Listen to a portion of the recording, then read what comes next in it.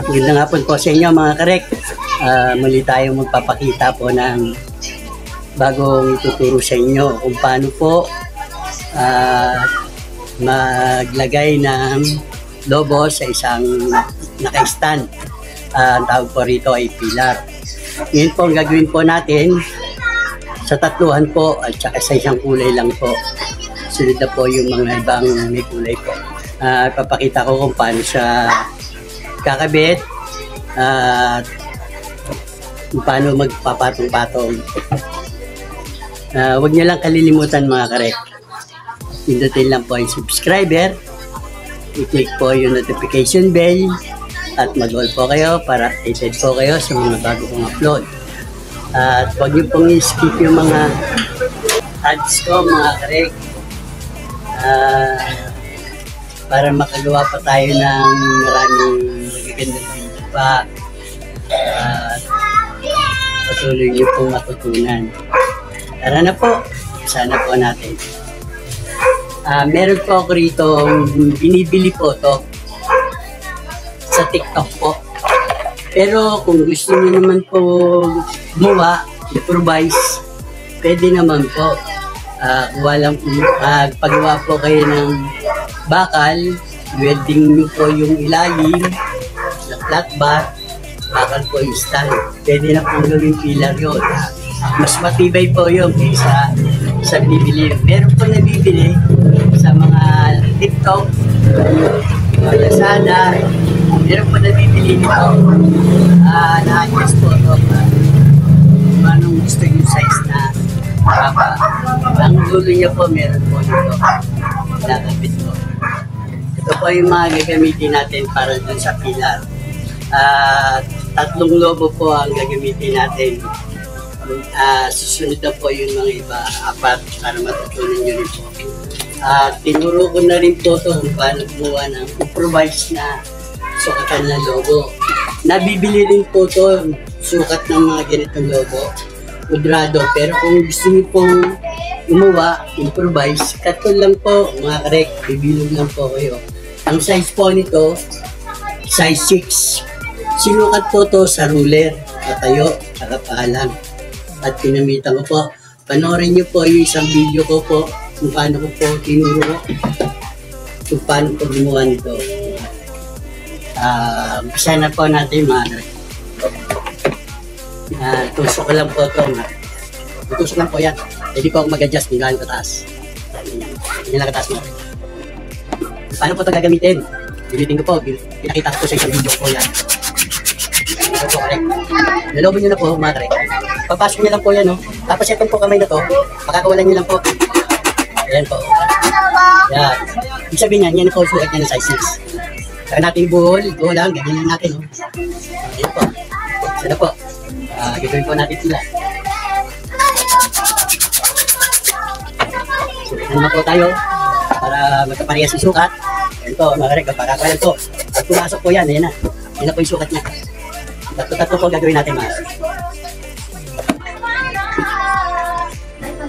Dikitin na natin para hindi magkalayo. Yan. Dapat tayo na siya.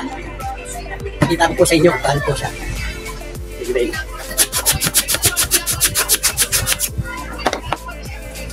Ito.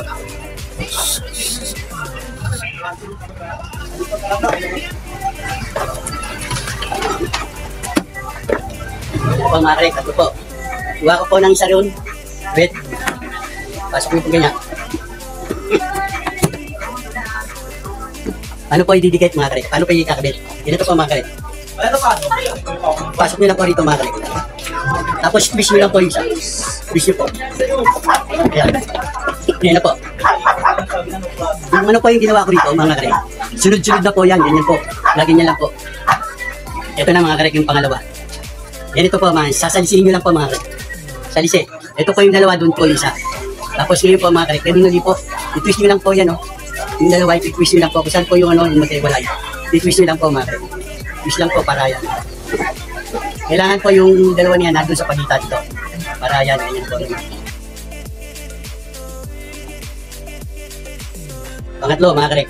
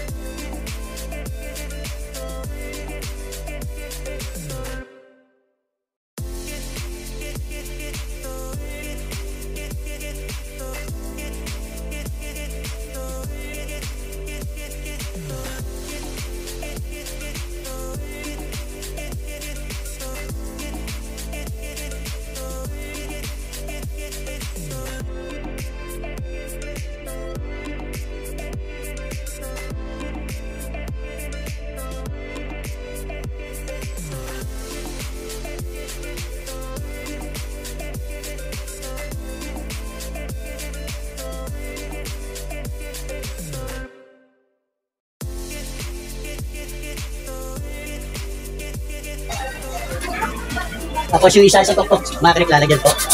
Lagyan natin ng isang maliit na po. Paano po yung kakabit po yung mga krek? Tatanggalin po natin ito. Lalagyan lang po natin dito mga krek. Dito po, meron po siya lagayin dito sa loob. Suit lang po yung mga krek.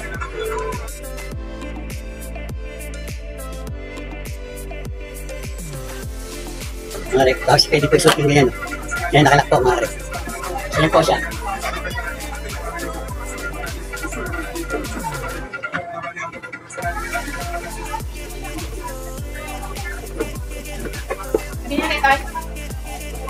Yan na po mga krek. Yan po yung pilar mga krek. One color lang po yan mga krek.